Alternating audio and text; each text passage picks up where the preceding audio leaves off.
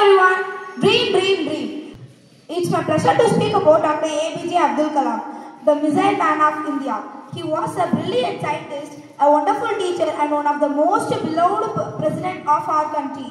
Dr. Kalam dedicated his whole life to service of our nation and he inspired millions of people with his simple life and great thoughts. Dr. Kalam, the missile man of India, received several prestigious awards for his great service. In the year 1981, Padma Bhushan, in the year 1990, Padma Vibhushan, and in the year 1997, Bharat Ratna. Dear teachers and dear friends, have you read this book? Wings of Fire is an autobiography of Dr. APJ Abdul Kalam, who was a former president of India and a great scientist. Dr. Kalam was lived a very simple life. He believed in using time to teaching, reading and writing. He said once, simplicity in life and humility in behavior.